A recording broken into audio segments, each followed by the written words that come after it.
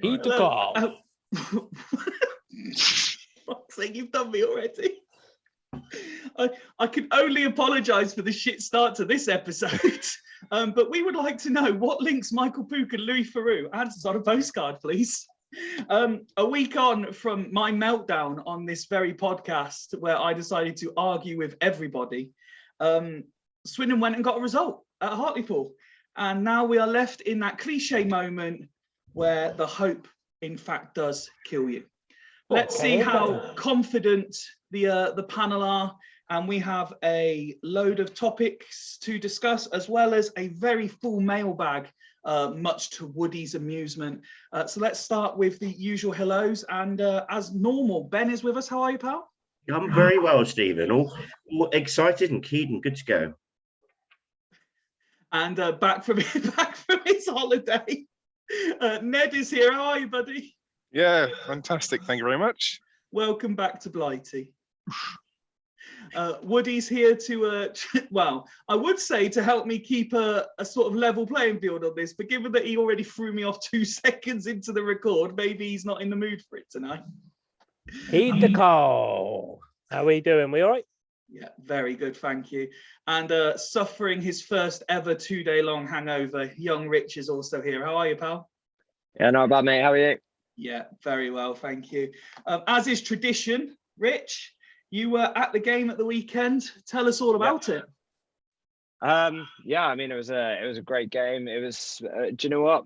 I spoke last week about obviously the Leyton Orient game and Harrogate game being complete contrasts of each other. Literally, whenever we seem to go away now, we just seem to absolutely play off the park. We absolutely played Hartlepool off the park on Saturday. And you know what? It was similar to what we were watching at Harrogate. So, you know, the football was better. Garner got it absolutely right. Every single decision he made on Saturday, he got absolutely right.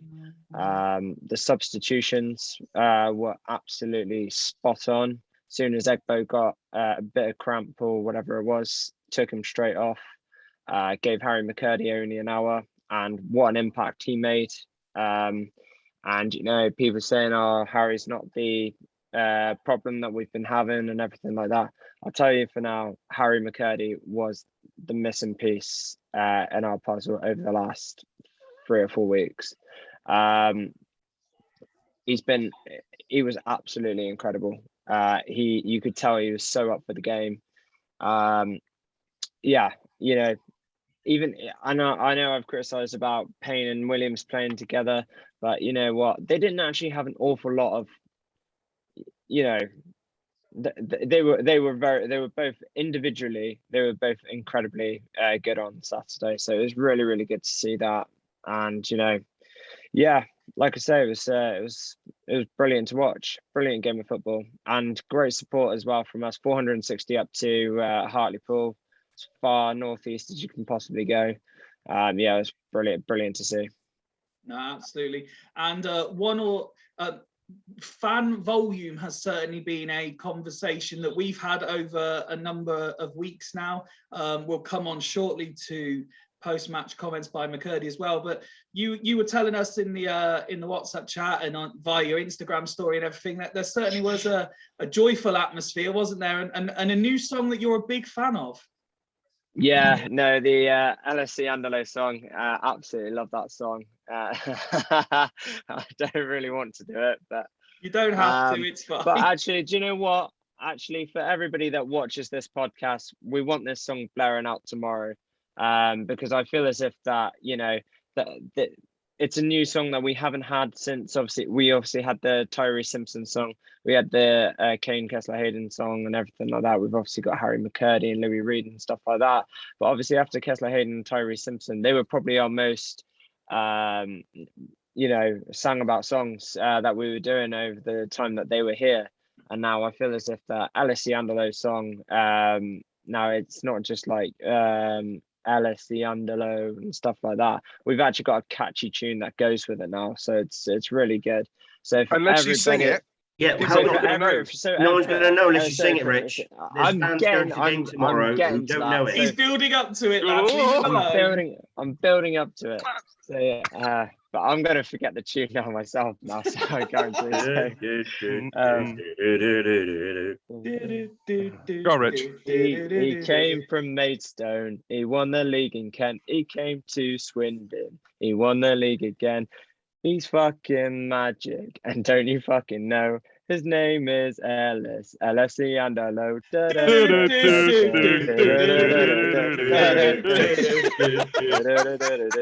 Now then, bang that one Want out, please. that blaring tomorrow. Need it. In the pubs, It's a catchy tune. in the ground. Absolutely everywhere. So, honestly, the train journey back from Hartlepool to Newcastle was absolutely unbelievable. The atmosphere on that train on the way back reminded me of when we played Newport at their place back in November. Just the atmosphere and everything like that is fantastic. So, got to keep it going. Ben, they say a week is a long time in football. You were part of the panel. Obviously, last week, me and you had plenty to say during that episode. I think it's fair to say. But suddenly, from being completely out of it and the season done, a couple of results went our way as well, and dare I say, we're back in the mix again. Well, pretty much everyone, 98% of the fan base had given up, basically. They just accepted that it was done, it was dusted. Even if we'd won on Saturday and other results went against us, it probably was a bit too much to ask for. But because mighty Barrow, have done us a huge favour, plus a couple of others, they've just left that door open ajar a little bit. It's within our grasp. We still need a snooker from somebody somewhere else. Because if Mansfield and Sutton win the last three, then it doesn't matter what we do. But there's the opportunity there, because I'm pretty sure there's going to be a twist and turn somewhere. But we have to do our bit. And that starts tomorrow. And it's huge tomorrow. It's absolutely massive. You feel like, Ned, I feel like we've been saying every game is massive for a long time. But ironically, and obviously we'll preview the game itself a bit later in the episode, this is the one that a lot of us have been saying we're actually more confident about. Even if you go back 4 or 5 weeks, this is the one that said we'll probably lose various games, but Forest Green is the one we'll win. Well, it is weird when you put it that way, but at least it's a team that's going to attack us. So we're actually going to have a chance, and they're not just going to sit back. So, they've got so many good players. Been absolutely fantastic this year, but it's the simple fact that they're going to set out to take the game to us, and it's going to fall straight into our laps. That's my personal view on what's going to happen. But yeah, as Warren says, as long as we play our game, we should be winning that game tomorrow. We just need to be on it from the minute one, essentially, which we haven't been very good at. But do we want to talk about Hartlepool anymore, or are we? There's still some more. There's still some more I want to come on to yet. All right, okay. Woody, elitist football fans will be familiar with the phrase being a bit Spursy. If we're to make the playoffs, we are certainly going about it the Swindon way, aren't we? Yeah, 100%. And I think on the flip of that as well, that if we do win the rest of our games and don't make the playoffs, I almost feel like we'd be, as a fan base, probably a little bit more forgiving of our expectations, because we would have given it a go and we've done everything we possibly could. So we wouldn't be the bottle jobs that could be branded if we lose against bloody Barrow or Walsall that drops us out of the place.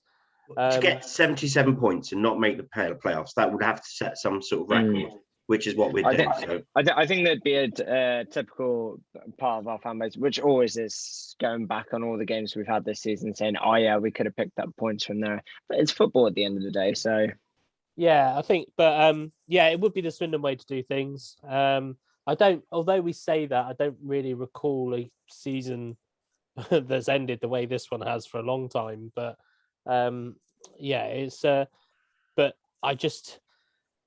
the reason I just want us to obviously win tomorrow, win Saturday, so that we're going to Walsall with even a glimmer of hope with 3,500 fans to then either win the game, and if we don't qualify, we've won the game. We're in good spirits. We can thank the team and all that for what has been a really good season. Yes, it's been below expectations for some, but yeah, it would be the Swindon way. But you know, I wasn't expecting to happen what happened at Hartlepool on Saturday. I was thinking that we might smash and grab it potentially.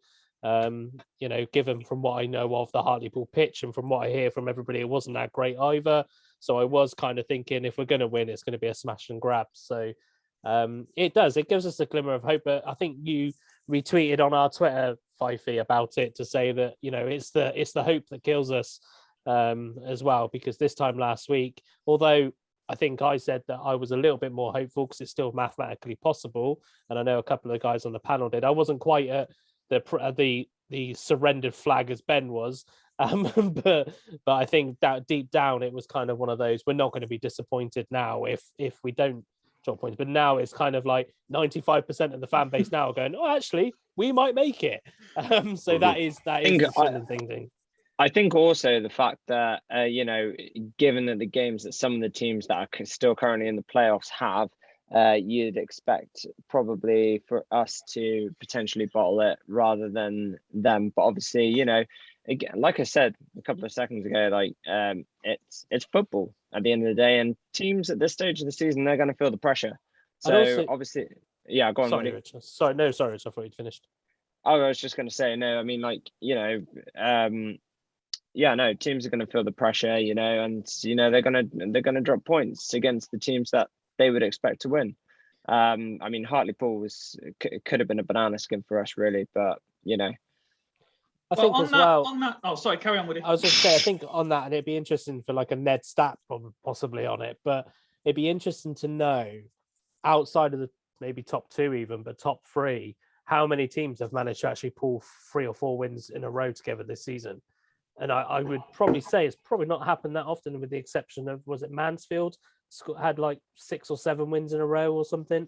Bristol Rovers, I think, did they not? Oh, of course, I forget about Rovers. Yeah, so easily forgotten. But so likewise, that means that there's a chance that they could also lose. There's a chance that we could actually still win all of those games in a row. Yeah.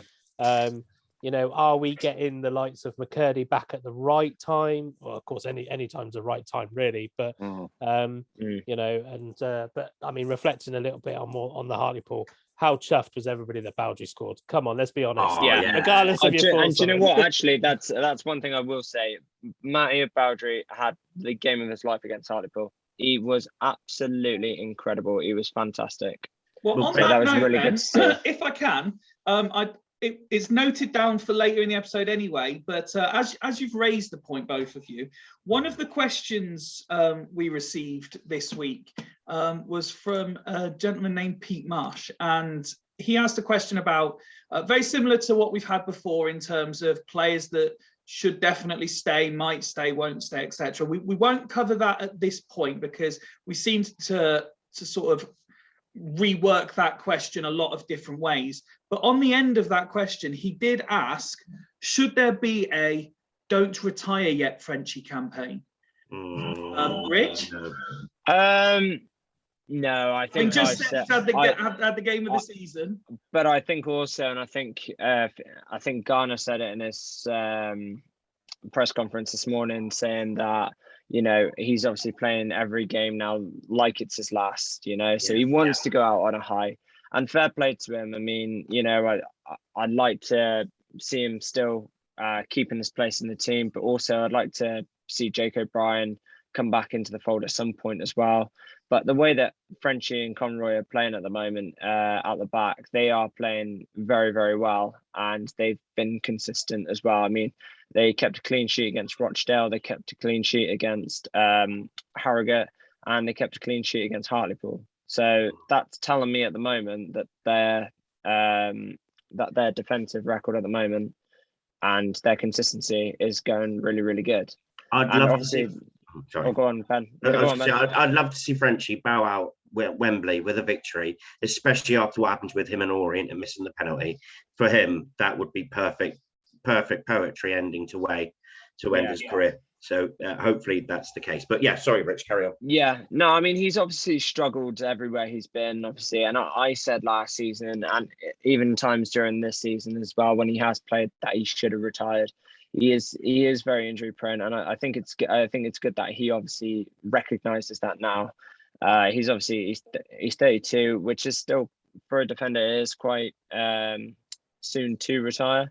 But I think also the fact that he's also had such a long history record with injuries, I think for his sake, for his family's sake, and I think, you know, he's been a success, sort of a success with us, especially in that first season under Wellens, and the games he has played this season, he has actually done well. Barring Exeter, he has actually played really, really well. So, you know, it would be a shame, but also really, really good to see that he would be bowing out on a good note and not obviously a bad note. So I saw you nodding along there. Woody, are you in agreement? Yeah, I think as well, because it's his decision. I believe he's quite a clever guy as well. I think he's probably got something else lined up. He's one of those players that I think would a kind of a non-league club would really benefit from having him around. I think Garner's covered it before. I think we've actually benefited from having him around, because although he's not even reached 300 appearances or whatever in his career, but he's still just seems to just kind of spell out experience. You know, there's a lot in there, and I can't think of a club really that really spoken really badly about him. He's just been one of those kind of, you know, maybe 6 out of 10s every week type thing, and things like that. So I just, you know, like Rich said, it's good that he's, you know, really putting it in. He wants to bow out. He's not kind of thinking, you know, like he's not in holiday mode already. He wants to impress. You know, obviously he did the McCurdy celebration for his son on Saturday as well. Love that. Yeah, so that, you know, you can tell that it's all about passion for him now. It's all about doing the right thing for his family, and I genuinely wish him the best, because from what I heard, I've only ever seen him once in person, but from what I heard from other people, he's an incredibly great guy as well. So you know, I think he said it now. That's his time. He doesn't need to Tyson Fury it. Let's just, you know, make that decision. You know, be happy with it. If he goes non-league, that's a different matter. You know, I think that would probably be a good move for him, but I think his decision's made, and, you know, I hope he gets a good send-off and plays the last couple of games. Yeah. Ned? Got nothing further to add, really. You know, his experience is useful somewhere. So yeah, I echo, you know, maybe go and do his badges, and, you know, but you know, he's made enough money in the game. He can literally go off and do whatever he wants now, and fair play to him. But yeah, I've got nothing to add. Woody's covered it and Rich has covered it very nicely. Well, I'll stick with you then, Ned. Let's move on to the post-match comments by McCurdy then. And we've spoken at length at times on this pod about improving the atmosphere at the county ground, the need for noise. There's been praise for fans, particularly away. There's been criticism of fans, particularly at home. And he's obviously come out and said that in the situation we're in, he wants noise on Tuesday. So now, interestingly, and I have read the comments, and I'll be honest, I don't really understand why it seems to have split the fans the way it has. It's quite clear what he's asking for, but some seem to, you've got some who just have been offended by it for no obvious reason, in my opinion. You've got some that are like, I kind of see your point, but it's down to you to make us sing. And then you've got the rest that are like, yeah, let's get on board. You know, you've had people saying, come on, open Stratton Bank to home fans and give us £10 a ticket. And let's pack the place out and let's really go for it. How important is the atmosphere from the fans? Forget what happens on the pitch. This is real 12th man territory, isn't it? Yeah. I 100% agree.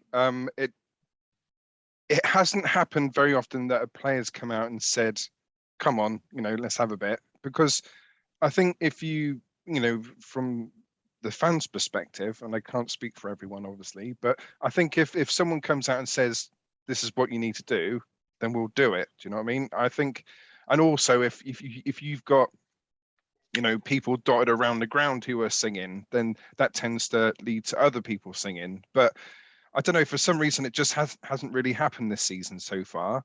There has been points like during the Man City game, that was awesome. But again, I think there was a lot of they're trying to get people to sing, all this different stands to sing before the start of the game. And I think that was quite a good way of getting people sort of warmed up to start singing. But I mean, it's refreshing for McCurdy's honesty and off the cuff words to ask for it, because I'm more than happily oblige at the weekend. If that's what the players want, then that's what we'll bloody give the players. I'm more than happy to get behind shout and stuff, but I think again, probably this is the same sort of opinion that some most fans will have, is if the guys around me aren't singing, then I probably won't be singing. But if more people are open to it and you get them warmed up beforehand, then it's proved in the past that the county ground can rock, and I think they will, because as I said, it's just nice to have someone actually say it. And it's we shouldn't need reminding, but sometimes we do need reminding. And I don't really understand the comments of there's some saying, oh, it's up to you to well, hang on, either you're a Swindon fan or you're not a Swindon fan. Do you know what I mean? It's not like you're going there as a neutral and then because there's one team playing well that you're going to start singing for them. What if the other team start playing well? You're going to start singing for them as well. Do you know what I mean? I don't get that point of view, but yeah, I mean it's massive, and certainly with McCurdy, McCurdy, he jeers the crowd up, not jeers. He G's the crowd up. The crowd up. Yeah, he G's up the away fans as well, and it just starts to sort of bubble up nicely, doesn't it? So, yeah, the one thing I would say, and at the start of this episode, obviously Rich is helping, is the fact that there hasn't been many decent songs for our players this year, and it's a massive reason as to why we're not singing. There's no songs this year, and the ones that we have had have been for loan players who have been recalled. Yeah, exactly. So well, you look at when we had Owen Doyle. You look where with Jerry Yates. Everyone was singing. Though. What's that? Both loan players, though. Sorry. Owen Doyle. I know, eventually. But that segues us in nicely, actually, and I'll bring Woody in, who was sort of strongly agreeing there. Credit to the Parody Clemore Fooney Twitter account, who's inundated us with questions this week. He's going to feature a lot. But he actually says turning up the fan volume at the county ground is a hot topic. And he's asked what more could we do as clubs and fans to make it bubble, which is stuff we've discussed in the past. And his thing is something that has been mentioned plenty of times by various panelists over the course of the season. He says, I think the music pre-game needs to focus on songs that chants come from to get the crowd singing before a game. And Woody, I'm interested, as I say, we have spoke about this quite a few times, but yes, we need those sort of songs to get chants like Rich's new favourite. And as soon as one person hears it, 10 people hear it, 100 people hear it, suddenly all the stands have heard it, they're all singing it.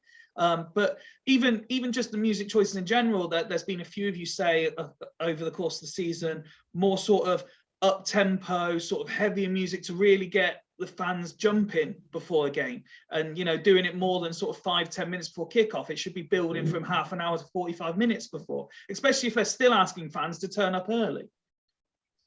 Yeah, I think the point around the music, I think, is not helped by our PA system, to be totally honest, because there are some good tunes that come out, to be fair. I mean, I for about 5 years I asked them to get Ready to Go by Republica back, because that took me back to when the atmosphere was awesome before. That was quality then. But I think Ned and Rich have kind of nailed it on the head really already, in terms of the big difference is the songs about our players. And we need to get rid of this kind of immediate thing that we have to pick on the opposition goalkeeper. That's the biggest thing that winds me up. And we do have so many songs about the opposition rather than our own team. And that is something that the fans can do something about. And I have to admit that this Harry McCurdy's interview did kind of split me as well as the fan base, because I kind of agree with some of the comments about the fan and what we're doing on the pitch can actually dictate how the fans react. And the example I'll give to that, right? When we have a corner, we have about 2 seconds where the crowd erupts. When we pass the ball back to Jojo Wolacott, and I'm not saying I'm not for that or against it, nothing happens for about 5 minutes. And so but although it is meeting halfway, and that's where McCurdy was right. It's like he understands the frustrations, but we've got to understand the frustrations of the players. We've got to get behind them. But equally, we've got to remember that we've had average gates previous seasons of 6,000 to 7,000. We've got an extra 3,000 fans coming in this season, who are expected, that we expect them to know all the songs, like the traditional songs, if you like. We expect them to come up with new songs and things like that. I find that the problem is some of our new songs, with the exception of the Ellis one, because that has grown on me, some of them are rubbish, to be honest. I can't name any of them at the moment, but a lot of the ones that we sing away, we don't sing at home.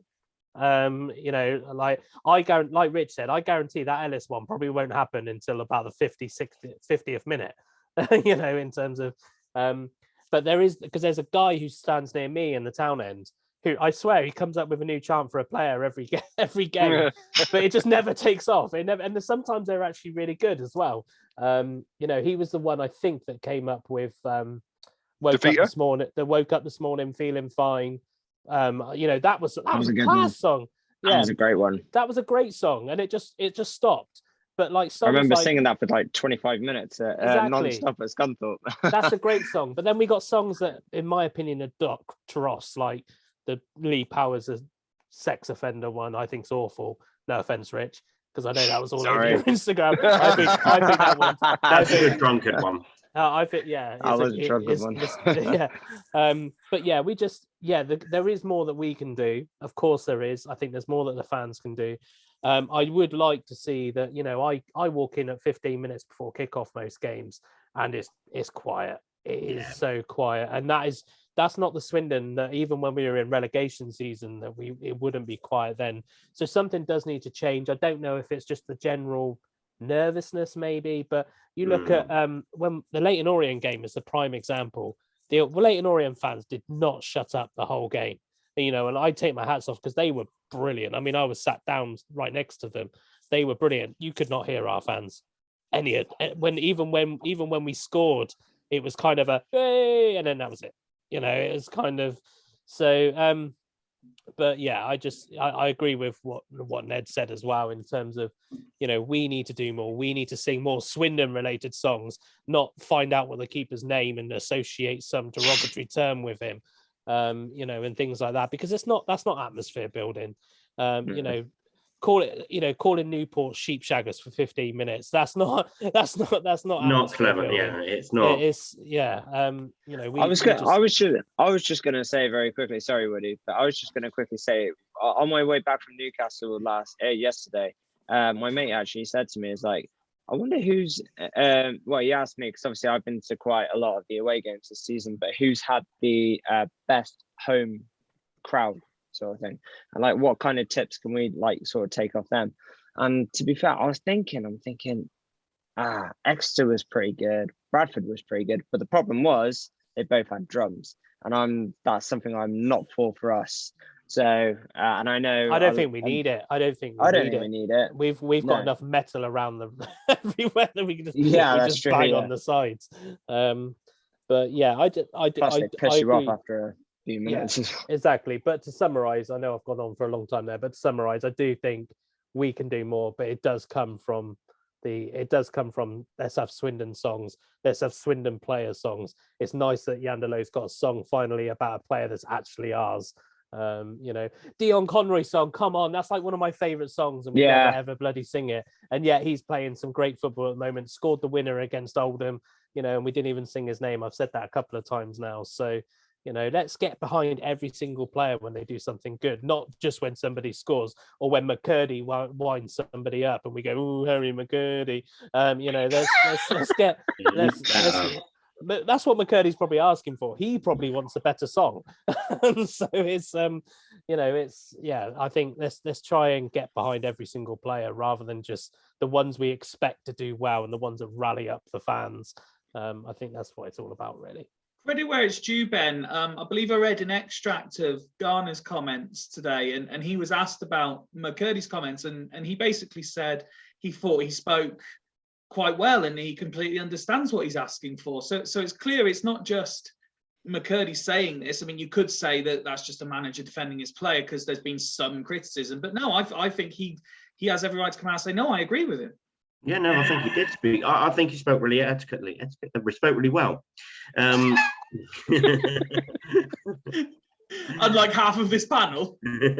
Yeah, no, he did speak brilliantly. He spoke really well, and I think he was quite clear. And I think actually it was quite something that we can understand with and get behind, because even we've picked up and we've discussed that it's not been right this season.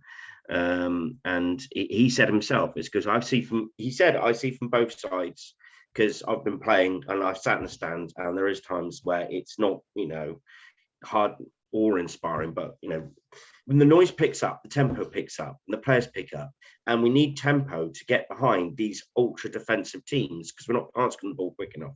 It gives the players that bit of spark. So yeah, they need us, and we've not been there. Fans can say they've not entertained us, so we've not get behind, but the atmosphere starts before the game, and I think it's important. And I think tomorrow will be a little bit, because there's actually, because of what McCurdy said, there is a conscious effort. There's a drive now to get the T3 filled up in the town end and transfer your tickets, and the club ticket office has been behind DMS if you want to move your ticket to the town end. So there's actually a conscious effort to do it. So I would love just an old school game like we did a few years ago, where it's packed out in the town end and we're all singing before and the players come out. Do you honestly think though that, see, I thought about this earlier, do you honestly think that the whole switch to the town end thing is actually a good move? Because I think you would surely want to just encourage people to sing in all sides of the stands. But also you got children obviously all around and stuff like that, and especially when you've got swearing in some of the songs, as in like the Alice Andalo song. I mean, like I know I get it. Like obviously, whenever you go to a football match, you're obviously going to hear like those kind of words and stuff like that. And I'd say that to any person that brings their kid for the first time.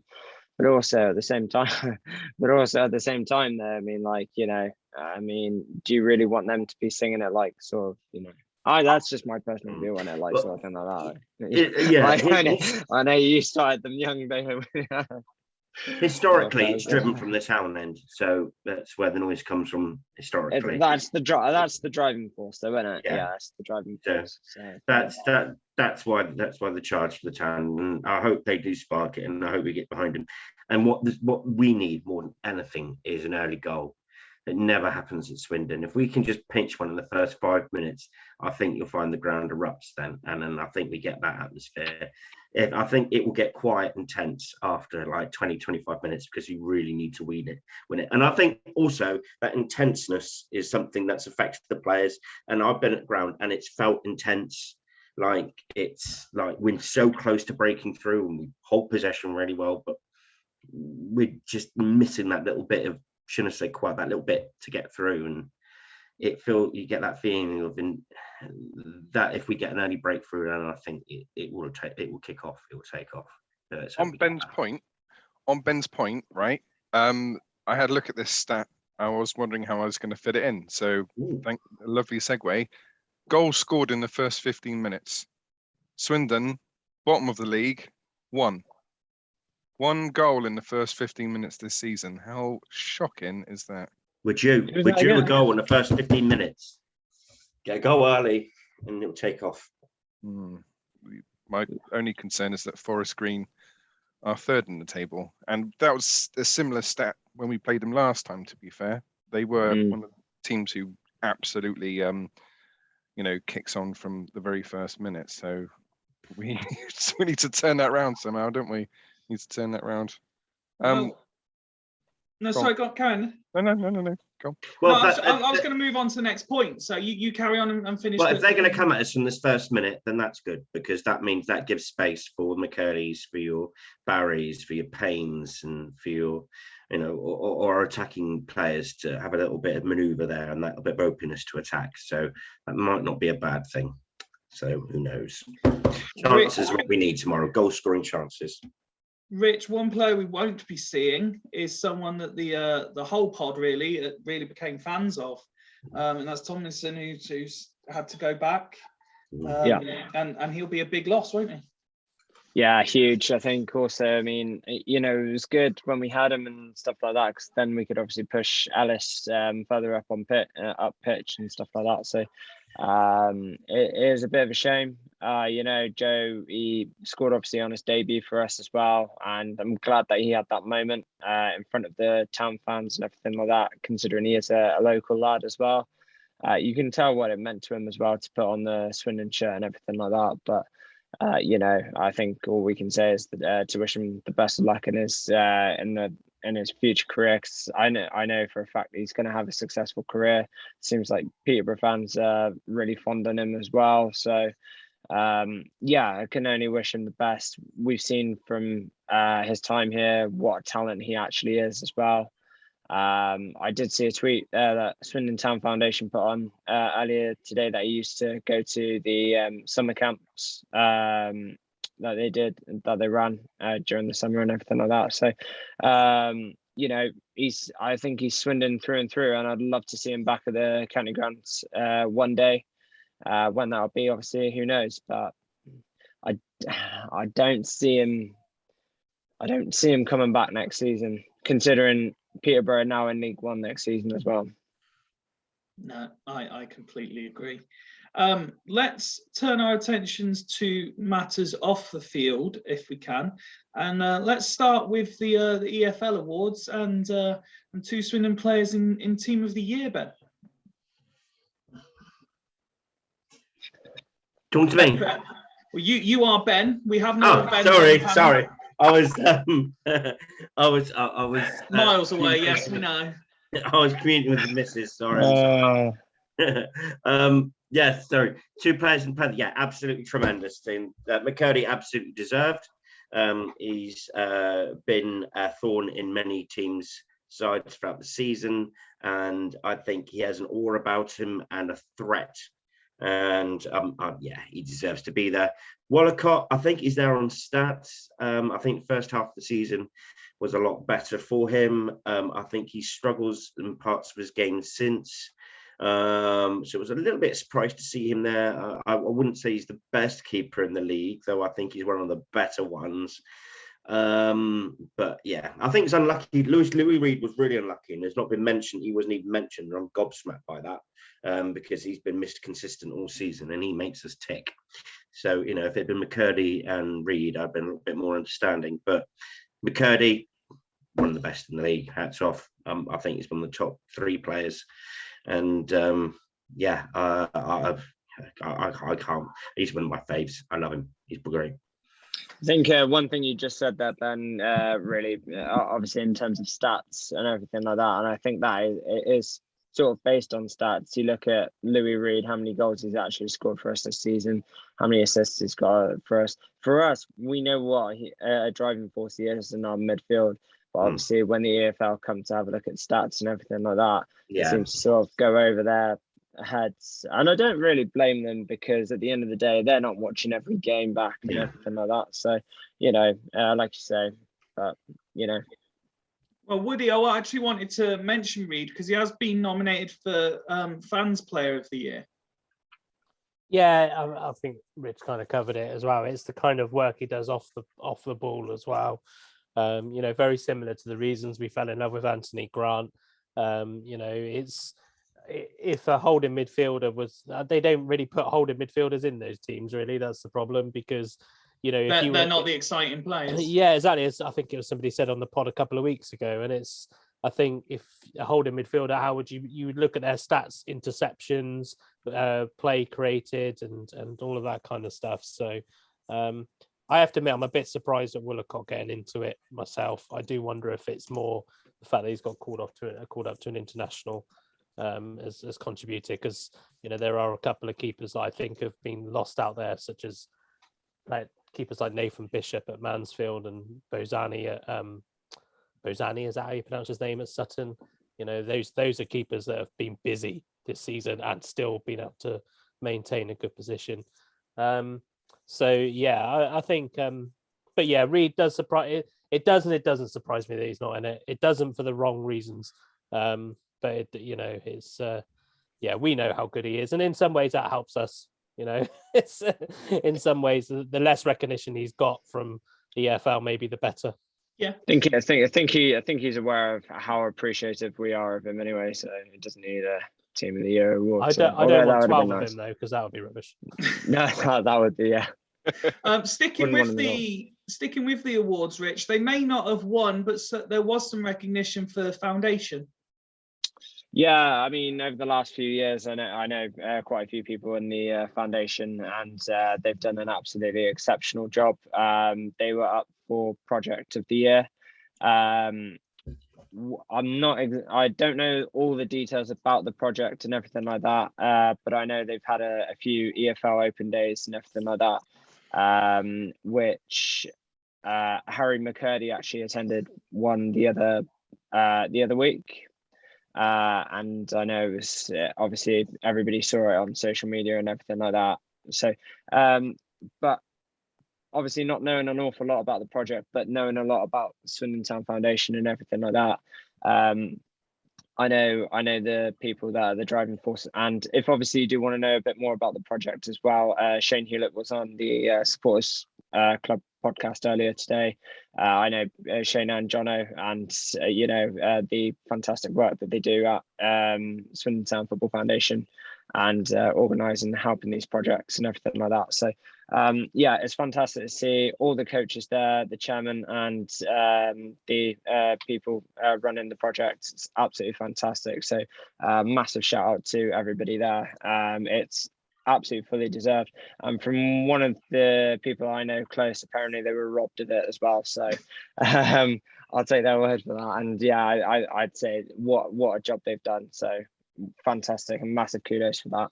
And Neds, one more from the awards, not strictly Swindon Town anymore, but we're still fans, and we still, I think, like to congratulate Twine on getting Player of League One.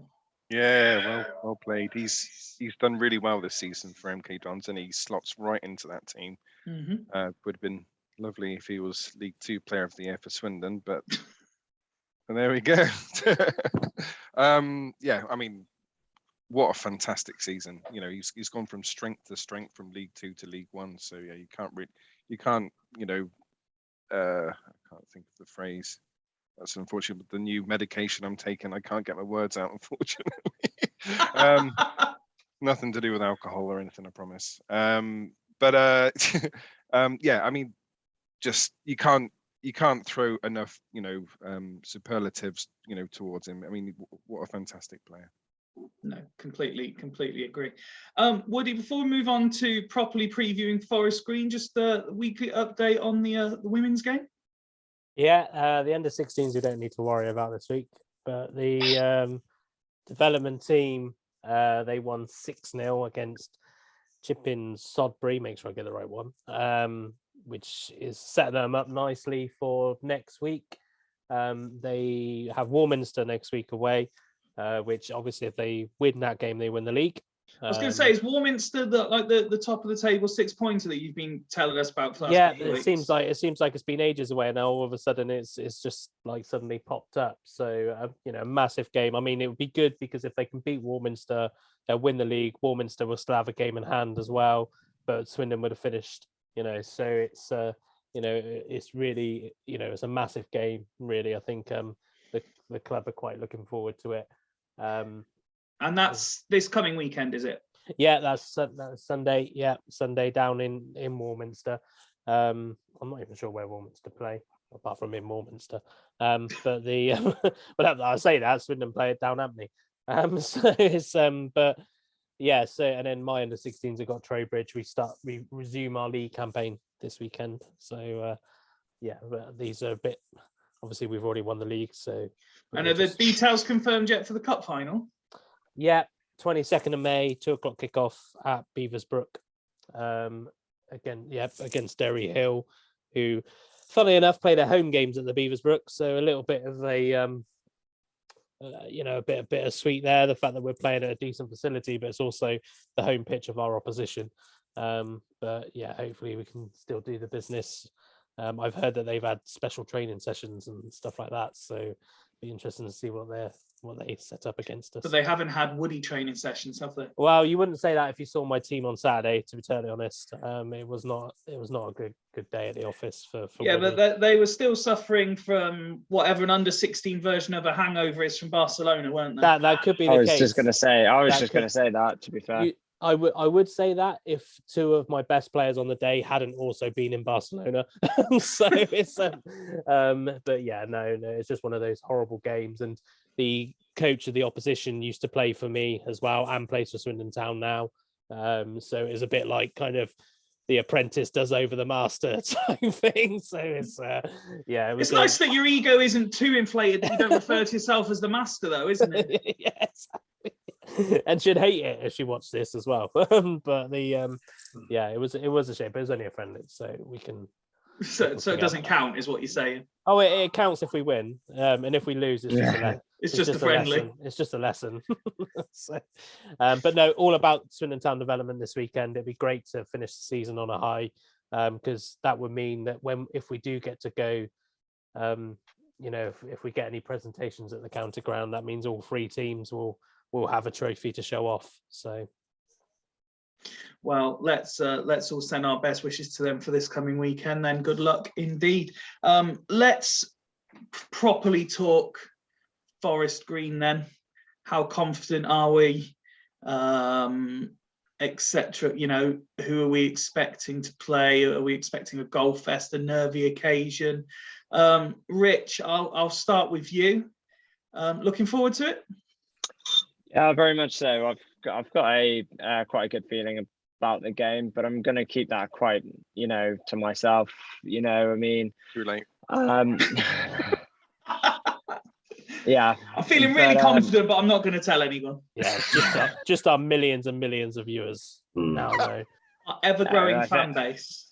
I think you got the team right. I wouldn't change too much. I wouldn't change that back line. I think the Egbo coming off on Saturday was really good. Like I said earlier, really good decision.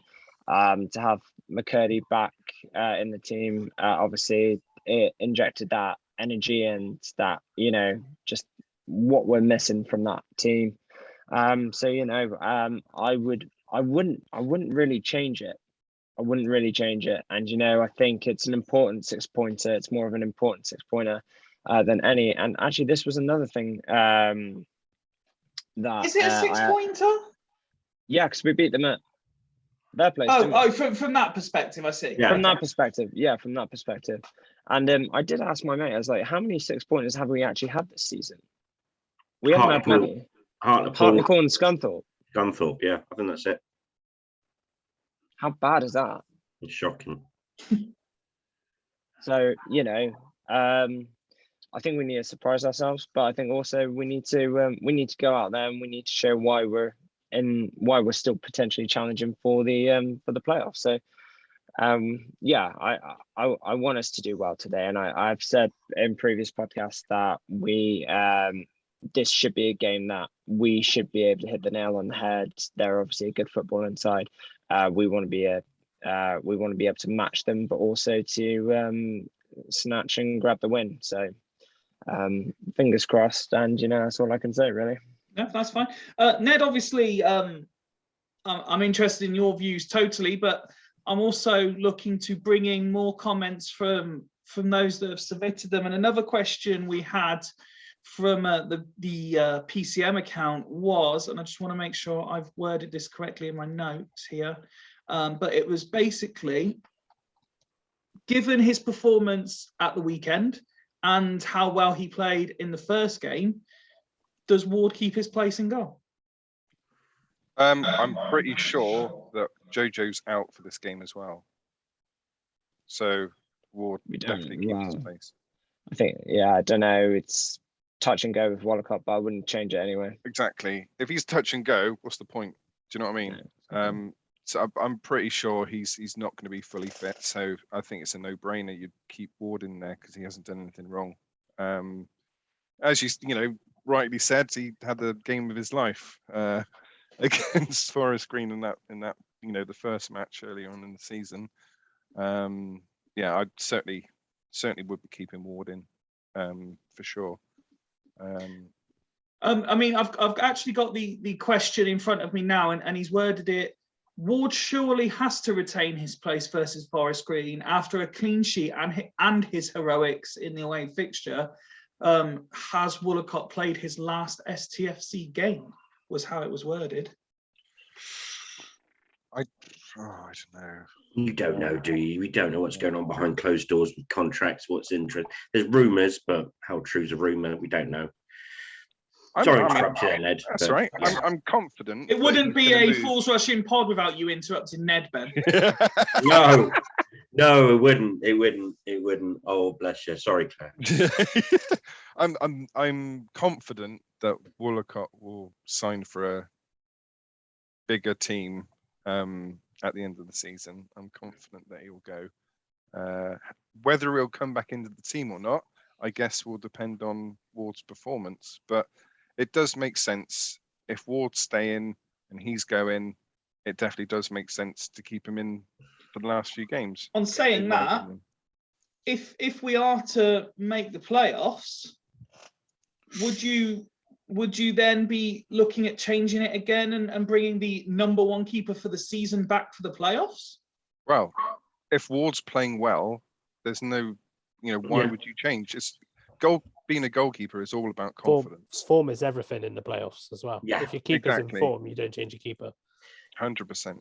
Ward has just kept a clean sheet. He had a blinding game last time against Forest Green Rovers. Probably one of the best performances of the season was by him that day. So he's going to be quite confident going into it. And probably Forest Green players are going to look at, they got Wardy back in goal. He had a blinder against this. He's a good keeper, that one. So, every small little advantage. And he's also quite good at penalties going into the playoffs. So it might be a good idea to have him between the sticks. Ideally, if we do make the playoffs, ideally not want it to go as far as penalties. No, I don't. But if that is the case, then with a history of saving penalties is quite a good thing. Okay, side note question, because we have gone a bit off topic there now, and I do want to get Ned's focus back on the Forest Green game, but just hypothetically, as you've raised the subject now, Ben, and I'll ask you all. Okay, so we are in a playoff semi-final tie. It's gone to penalty, or it's about to go to penalties. A minute left of injury time, and say Wolacott is on the pitch. Are you a fan of we'll sub the goalkeeper? No, because the goalkeeper's coming on cold. He's no feel of the game. He's got no idea how the opposition are playing, how the strikers, the form the other strikers are in. You've got to play well, and it's completely talking about a middle finger to the poor old goalkeeper that's been taken off. We don't trust you in goal for the penalties. We're going to get this other Jimmy on to stick in goal. No, the penalty shootout is the only time a goalkeeper can become a hero. Only time the goalkeeper can make a name of himself. That is only time for glory. Don't take it away from him. I disagree. I think that whole time on the pitch he could be a hero. Oh yeah, but if he can score a goal, like, a hero. Keeper makes a blinding save. It's completely forgotten about. He drops the ball and it goes in. Everyone remembers it. So it's it's a thankless job being a keeper. So goalkeeping, you're a superhero if you save penalties. Oh. Revenge. Stephen, is my comments cutting there, mate? The cat's just taking revenge on Steve. If you're listening on the pod, Stephen's doubled over in pain right now because a cat has attacked him. Okay. Do either of you two want to add anything to that hypothetical situation before we go back to Forest Green? I can't even remember what you're talking about now because that. Lewis Ward and cats. That's erased my short-term memory. Look at that. Never change a goalkeeper for penalties. As long as you didn't try and Kurt Zuma the cat and hit the table leg instead. Yeah. Oh, so he kept getting in front of the screen, so I was just lifting him off the desk where the laptop is, and I just went to move to reach my drinks bottle as he went to jump up, and he's just scratched all my legs because he never made it. Oh, he scratched your legs. Yeah, I might be sat on screen in long sleeves, but I'm sat also in shorts below where you can't see. Dude, so he's actually scratched flesh. Indeed, just like that, Ned. Yeah. Oh, mate, are you bleeding right now? It's too dark to see. Bob, I'll work it out when Bob, we if you're finish. I'm a listening, we'll return professional. to the football Ned, shortly. Forget the condition of my legs. Let's talk Forest Green. Right. Woody, you had something to say, didn't you? Well, Very I'd keen. like to think you all had something to say. You were saying, Woody. Woody, you were saying. What was I saying? Forest Okay. Green. Forest Green. Forest Green. Now, what I actually said a minute ago was, sorry, Bob, we'll return to the football in a minute. But Is there a game on? do you want my opinion? Right, Forest Green. Forest fucking Green Rovers. We will win tomorrow. I'm confident we're going to win against Barrow and Walsall. I think we're going to win the rest of the games anyway. Let's have a look. What am I expecting? They can't mathematically win the league tomorrow, can they? Although it sets them in good stead if they do win. So I am expecting them to come at us, but rather reservedly at the same time, similar to how Newport were with us. Kind of not relying on the counter attack, but probably bring on their top scorer with bloody 20 minutes to go or whatever. But yeah, I think I hope we don't change it too much. I got a horrible feeling that Baldry will probably. I don't know if he'll play Baldry like I think it was the other week, wasn't it, where he played the Saturday and couldn't play the Monday, or the Friday and couldn't play the Monday, which would be a shame because those two have got a good partnership, Conroy and Baldry at the moment. It seems to be working. If Woolacott's fit, I wouldn't put Wolacott in. Ward's kept a clean sheet. Our defence, you want to leave that, even with, I think Ellis played left back, didn't he, on Saturday? I wouldn't even change him if we could. Now let's just keep everything as close to as what it was as we can, and let's just hope that, like I say, if we can get a good atmosphere from both sides. To be fair, from both crowds, both teams playing attacking football. Most importantly, if we can get a good game, and if we get an early goal, then we could open the floodgates potentially tomorrow, regardless of who we're playing against. In my opinion, what I don't want to do is another Oldham where it seems like we're like kind of battering two brick walls for 85 minutes, because I just got a feeling that if we did that, we won't score late. I don't think we're going to score late winners tomorrow. I think we're going to have to try and get the game done within the hour. I was going to say, I wouldn't mind a result like Oldham. Imagine that last minute. I don't think the fan base would cope with it waiting that long. Ned, was there anything additional you wanted to add to that? Oh yes, 100%. Excellent. So you're saying about the Forest Green fans making some noise. They'll all be shouting anyway because of all the meat products that they could buy from the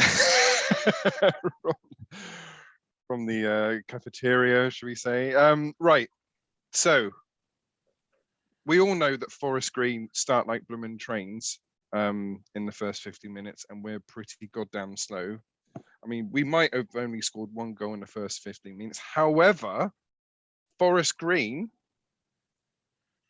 are, where is it? Fifth. They are top of the league, so the most goals conceded in the first 15 minutes, which is an incredible stat considering that they're tied third for the most goals scored in the first 50 minutes. So I expect there to be an absolute goal fest tomorrow. I mean, as long as we play our game, I expect us to score. I expect them to score because we don't keep clean sheets at home.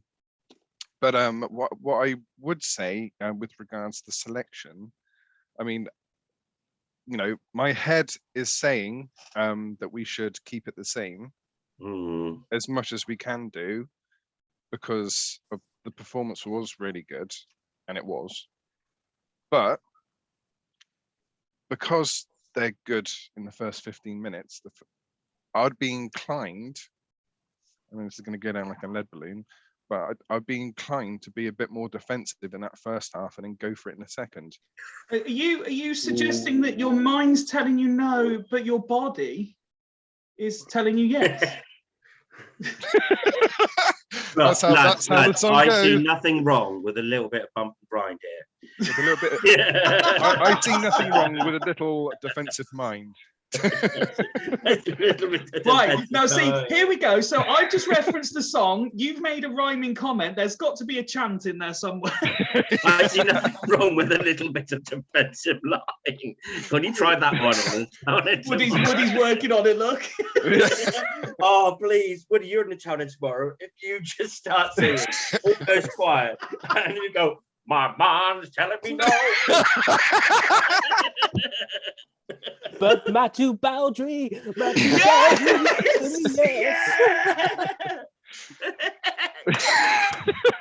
See nothing wrong with a little bit of defensive line. I'm so glad this isn't rehearsed. Yes, that's brilliant. Baldry's telling me yes. He's got his own chant. Baldry's finally just before he retires. All these years. Oh, 3 Can we games tag before retirement. GWR Reds into this? that is the. Oh, please, someone yell that out. Just one quiet moment. My mind's telling me no, but my Baldry's telling me yes. I'll quickly tweet them now while Ned finishes up at GW Reds. We've got a chant for you.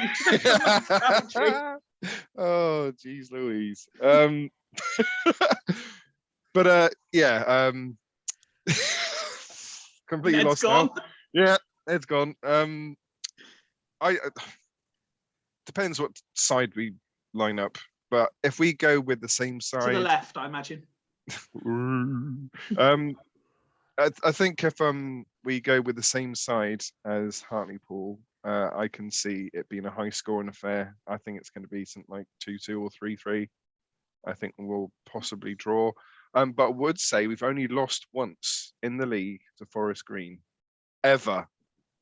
So That was 2-0 at home. There we go. But there we go. It's I genuinely think. I mean, I'd like to see a win, but I've got a feeling that we'll probably draw multiple goals each. What's going on? Thank you. Score prediction from you. Score prediction from you, please, Ben. I don't know. This is a game that really could go. Hold anyway. on, could go anyway. I think we can either win, We could win, lose, possibly or we lose, could or there draw. might even be a draw. There might even be a draw. But do you know what? If I say we win, then we're almost certainly not going to. 1-0. And you're not going to slag them off either, are you, Ben? No, 1-0 to Fyfie because the mighty Forest Green Rovers, who I admire, the massive fan base and huge club, and run so superbly well that I think the gigantic force that they are, the mammoth team, are going to come here and tank us. Ben. I don't know about anybody else, but I sense a bit of sarcasm in your voice. The satirical gangster. Gangster. No, honestly, I hope we win. We're capable of winning. Let's hope we do. And Woody? 2-0, Swindon. Lovely. I think. No, 2-1. 2-1, I said earlier. Sorry, 2-1. 2-1. Do you know what? Ned's convinced me it's going to be a goal fest. So I'm going to say Swindon win 4-2. Oh, Entertainment on a Tuesday Get a night. tenner on Fyfie. Get a tenner on. So I that's literally- right. That's going if to be that you'll is big. the get big case. odds on that. That You'll would be get the best Tuesday night of my life, if that is the case. Oh, I see nothing wrong. Did you not have a child born on a Tuesday night? did I what? Did you not have a child born on a Tuesday night? Child porn? No, child born. Child born? What the fuck? You can't say that to the under 16. Born. This is going on the internet. This is going. People are watching this. Oh, sorry. That's, I generally thought you said it's going to it. be Brighton to Ofcom. Sake. It's going to be 3-minute Bob. It's going to be Brighton to Ofcom. I don't know. Did I have a kid born on a Tuesday night? I'm sure I didn't. Let me have a look. Come back to me. Born. Right, born. Sorry. Okay, let's very swiftly move on to the mailbag before fucking Ned gets us taken off the air completely. Jimmy Savile, he's one of our own. We got a mix of questions that I want to run by you. We had one submitted pretty much straight after the last episode was published. So our friend Ocus Road's been waiting a week for you to answer this one, guys. Oh, bless. And it's interesting because it's nothing to do with Forest Green and it's nothing to do with the current squad as such. So it gives you a chance to be a bit creative with your answers. What game have you been to that gave you the most surprising result, good or bad? And he's given an example. His was Newcastle away. They had Quinn and McGee. We had Shearer and White. Between them, around 100 goals to date. Result 0-0. And to add insult to injury, went into the pub, ordered local brewed Newcastle Brown. Barman said, "Don't sell it here, mate." So is there a game you can think of, either positive or negative, that's got you a surprising result? I can see. I'll tell you what, this is one of them where you're all having to dig deep. So shall I leave you to think about that and come back to me? Yeah, go to another one. Because we're all of a certain age as well. The one that always surprised me, unfortunately, it's just a straightforward one, was when Swindon won away at Birmingham. Yeah. And I think the surprise for my brother was that he missed, I think, was it 4 of the Swindon goals when he went down for a hot dog to come back up and see what the score was. But yeah, I think it's 3 goals or 4 goals he missed. So that was pretty epic. That would be the biggest surprise that my brother would have had, I guess. Yeah. Okay. Well, if you think of any more, shout up so we can give our good friend an answer to that one. More specific to the current team then, and as I say, PCM has sent us a number of questions tonight. I think I've already asked 2 of his. So let's talk. Well, we do every other episode. We might as well. The Conroy question's been reframed and reworded, and it's not about should he be in a League One squad, should he be in a League Two squad, should he be captain, nothing like that. Simply on the basis of his performances this season, do you think he's warranted a contract offer? Ben? Do you know what? Earlier, I said he was winning himself one back. He's done nothing wrong to tell me anything out otherwise. However, I've kind of changed my mind a little bit. I think... No, Ben in changing mind, shocker. Yeah, I know. Usually, I'm just so single-minded. And once I've made a decision, I've made a decision. But on this one, I'm going to have to backtrack a little bit to say that Conroy, I think his time's done with Swindon. I think it's time that we find... I think we do need a new backline next season because we've conceded so many goals. And I think he'll be a perfect fit at Richie Wellens next year at Lane Orient. Anyway, I think we'll go pick him up. Okay, but the actual question was, has he done enough to warrant a contract offer? No. You don't think he has? No, I don't think he has because he's not persuaded me, in my opinion. Okay, no, that's fine. Ned? Thought you were going to go with Woody next. I like to keep you on your toes, Ned. Oh, you guys.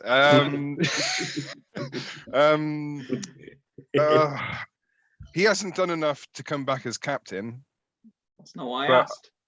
But I think he's probably, I mean, obviously depends what wages he's after, but if he was to come back as a first choice on the bench, possibly for next year, I don't know. I wouldn't say that he's done enough to come back for our first team.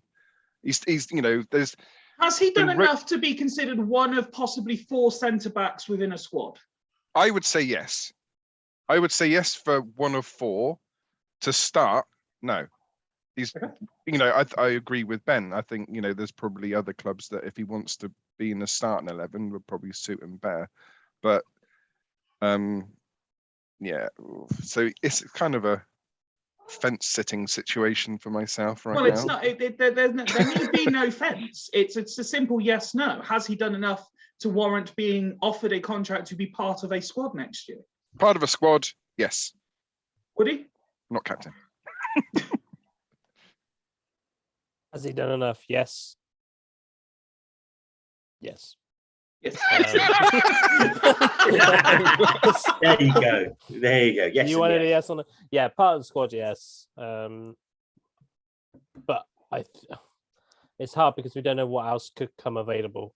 I think is probably the key thing, and Yeah, what division we're in. Well, yes, but you could say that about just about any situation in any walk of life. You could say that about marriage. You know, you don't know what opportunities will become available. We also don't know what division we're going to be in though. If we're in League One, then no, he hasn't done enough to warrant being a League One player. If we're in League Two, yes, as a squad player. Okay, fair enough. The next question from BCM regards Ghana ball. And I think the way he's worded it, and I'm just scrolling through to make sure I don't misquote him at all. But he's basically asking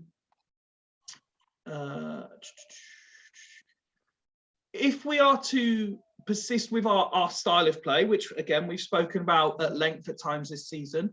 Yep. Do we believe, and again it's kind of worded that we are staying in League Two.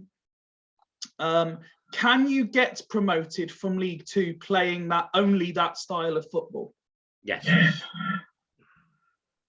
Yeah, we mix it up as well anyway. We mix up a lot more than we did at the start of the season. We will hump it down the channel every now and then. But yes. So the actual way he's worded it, it's a two-part question. I've got it in front of me now. Thinking ahead to next season and the continuation of Ghana ball, Yeah. do we go with 3-5-2 or continue with 4-3-3, or are we missing the point of League Two footballing requirements? Can we Ghana ball our way to promotion, or will we repeat the Williams era failings time and time again?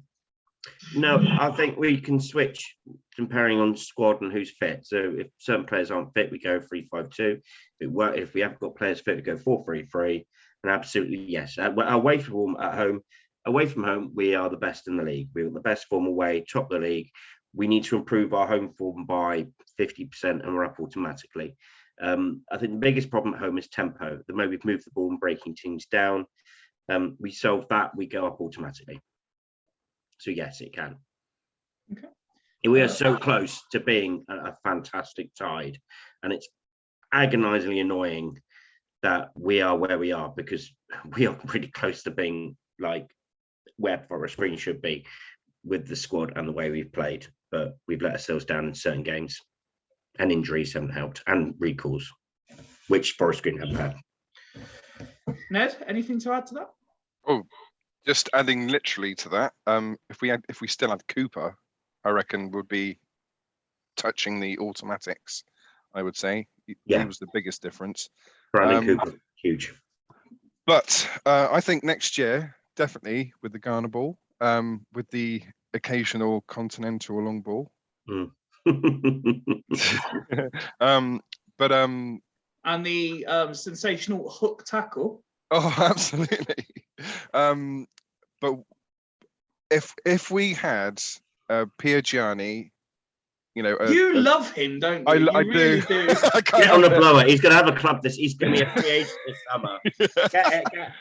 Get old Piergiani on. Hey, fuck non-league off. Let's come to Ding dong do for you. If we had a centre back who organised, won everything in the air, we would be pissing this league, honestly. Absolutely, I agree with that. One of the things we failed at home is set plays. If we scored set plays, breaking these really stupid, sorry Ned, stupidly defensive who come in, blocks of 4 and 2. From now on, you need to ask this question to Ned and Ben. Ned, you've got 30 seconds before he winds back in. But yeah, because set plays, we need to score more set plays. Yep. Because that's another good tool to have when breaking these buses down. Because you can't go through them. It does seem weird. It does seem weird that we can't score from set plays. You think like how Reid can put a pass on a 5-pence. Do you know what I mean? He can. Does it say not a 6-pence? Well, it's smaller. It's even better. Can't get a corner pass. It is 6-pence, isn't it? Yeah, what a douche. But yeah. you know, when you've got someone who can pass a ball like him and you still haven't, you know, utilized it, that's absolutely fine, Ben.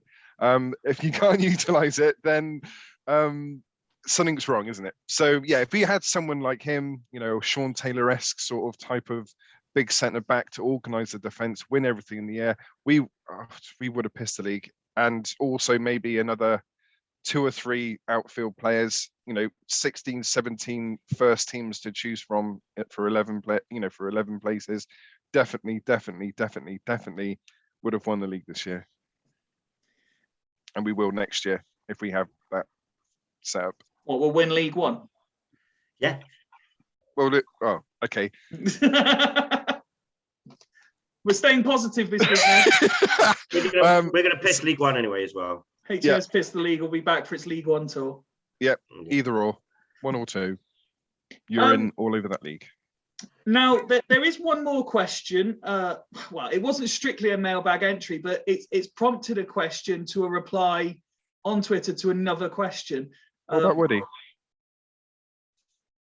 I thought Woody had already. I thought. Did Ben not interrupt Woody as well? I've probably got confused with who Ben's interrupted. I'm going to interrupt Woody too. If we'd let him speak, just give him 10 seconds, and I can pop in with the. Quick, Woody, quick. Go, Woody, go. I think Hartlepool's not necessarily the problem. I think we continue playing as much as we can that way, but we just work out how to break down teams at home, because it's worked very well away. So it's got to work at home at some point.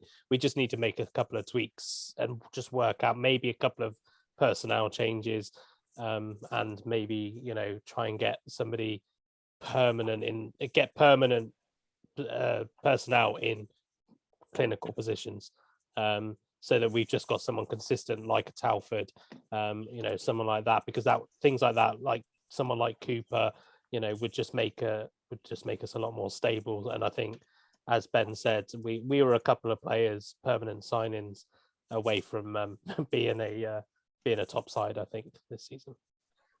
Unleash the beast. Oh, Ben. Anything to add, Ben? No, not really. I'm all right, thanks. So on the subject of, or in reply to the Conroy question, that there was this response which I shared to our WhatsApp group, and you guys already started discussing. So I thought it was only fair that we bring it up. And it read, and I'll read it word for word: pick an era, and regardless of how well the team was doing, there has always been a whipping boy. Names like Reeves, Pook, Duke, Vivash, Talia, Hewlett, more recently Gladwin and Conroy, all decent servants in half-decent teams, but get singled out brutally. Now, two-part question for you all. Do you agree with that statement? And are there other examples that you can think of? And I know that the answer to the latter part is yes, because you've been discussing them an hour before we even started recording. Go on, Ben. Let's let you get it all out first, so the other two get a fair time to Right. talk. Well, I'm going to say what I can now, and then when I think of something else in about 3 or 4 minutes' time, I'll bleat it out then. Yeah, no. Yeah, no, I think absolutely right. I think it's human nature, and I'm not going to have a pop at Swindon fans, because it's the same with every fan up and down the country. You see it with Man United fans, and they're doing the same with poor old Maguire. There always needs to be a scapegoat. Even you pick on what you think is the runt of the litter, the weak link, the person that's holding you back. Even if you're playing really well, there's always someone that you think that could be better, should be better, or should be replaced. So you have this preconceived idea that you should be replaced. So if you do anything wrong, you're going to get picked at. And it happens up and down the country with every single club, and every generation has one. Even the Paolo days, we had one. We had them. So it's with McKebley and all that. So yeah, I totally agree. Do you think McKebley got scapegoated? And McKebley got scapegoated a little bit. McKebley did get some stick. Okay, Ned. It's definitely the case, isn't it? Whoever's the runt of the letter is always going to be picked on. It's just unfortunately human nature. But some players were that bad that you felt like you needed to let them know. DG. Jason Drysdale. Jason Drysdale, I hate him. It's so rubbish. We Oh, paid he money replaced- for Drysdale yeah, and quite Shut big up, money. Ben!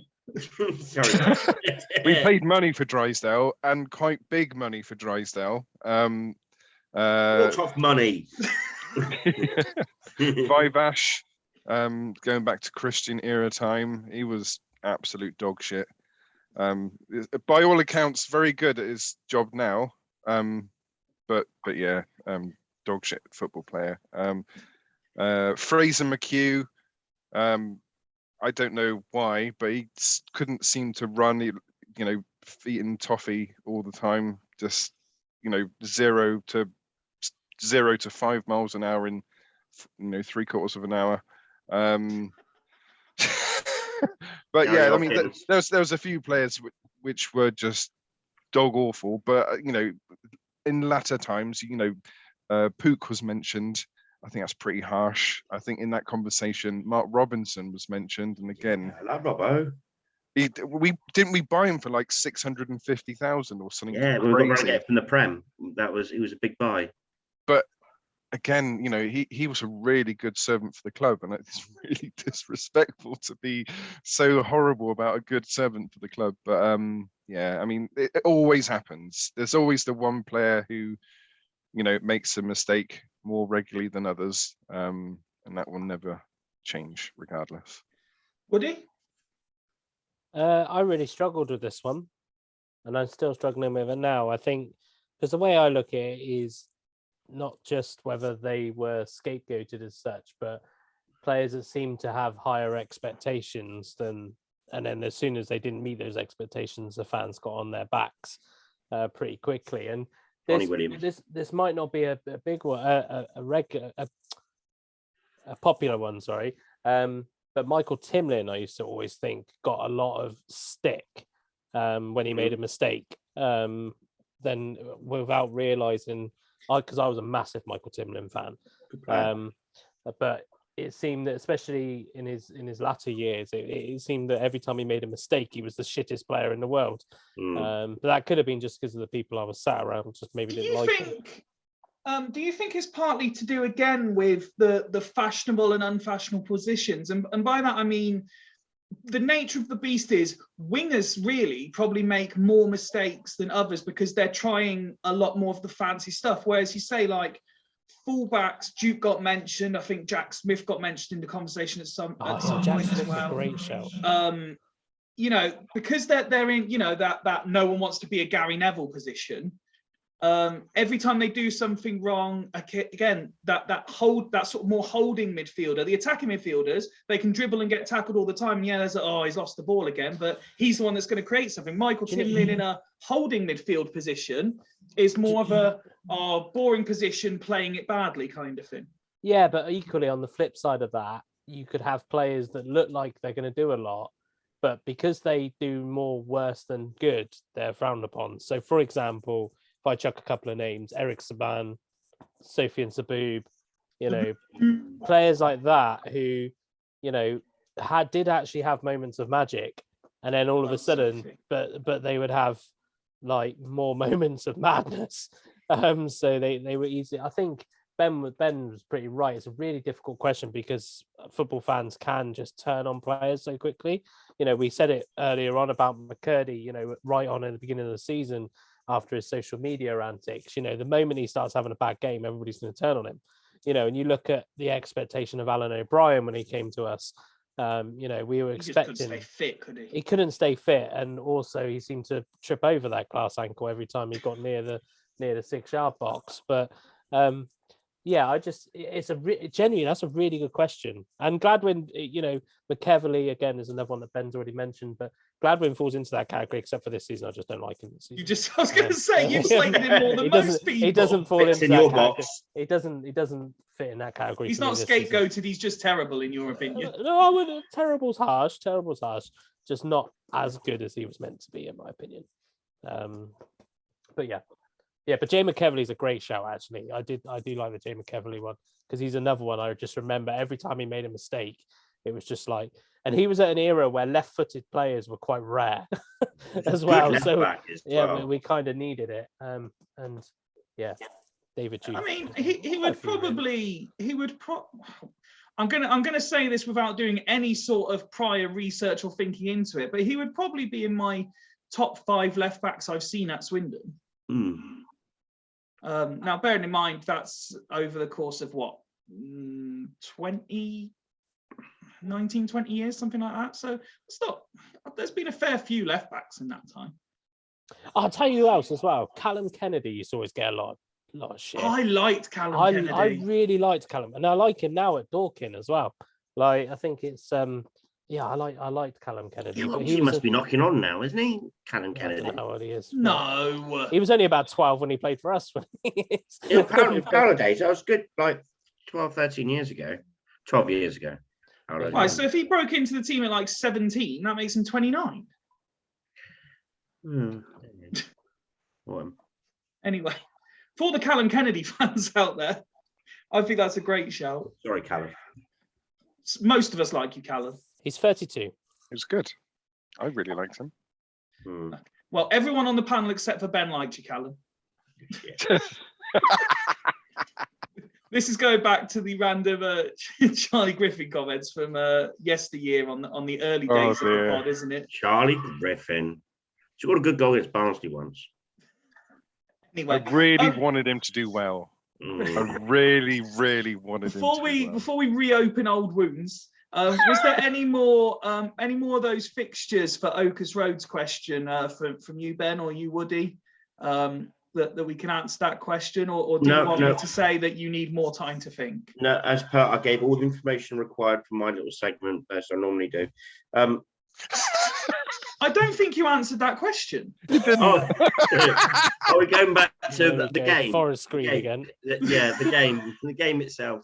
The 5-5, if you go more recent times, wasn't expecting that. What roller coaster game that was. I can't remember the fourth official putting up the board 8 minutes, and it was 5-0, and they were battering us. And I was just on my knees, just going, "Oh, for fuck's sake, we're going to fuck this up." Just the relief of the full-time whistle going. And it's a bit corny, but a few games in the Prem, I didn't expect us to get anything at Man United, and we drew 2-2 and that sort of thing. But yeah, the 5-5 sticks in my mind more than anything of recent times, because that was a freak of a game. Woody? Not too many. The only ones I can think of is when both Southampton games, which is probably a little bit more recent than most people watching, but we won 1-0 away to them. I think Charlie Austin scored. Yeah. That, and I don't know why, because Southampton were in our league at that point, but it just felt like going away to Southampton, given how, well established they are as a club, the fan base, you wouldn't expect it. And I think both in is it the same sort of feel like the year we beat Leeds 3-0 home and away? Yeah. Well, it was the same. Yeah, year, that's it? a good one. Same year. And there was. I think I went to both Southampton games that year, but they weren't in the same season. I think we beat them 3-0 in the JPT as well. And I don't know why. It was just something. That's what, when you said that question, that's what stuck to me, because I just remember going to the Southampton thinking, this is a big club. Let's be honest. They're a big club. We shouldn't be getting anything regardless of what division they're in. And we came away with a clean sheet and a win as well. So, and I went to both those games, and that was really good. No, I think that's an excellent suggestion. Well, gents, thank you very much for your time as always. Thank you to anyone watching or listening. Thanks as well to Rich, who had to sign off halfway through. We really appreciate the continued support for those who engage on our social media, sending questions, comments, reply to the various musings we put out. And again, as we always say, if you'd like to get involved, then by all means get in touch, and we would love to have you join the panel. But from me and from the guys, until next week, let's beat Forest Green. And, Heat the car. You Reds. Goodbye.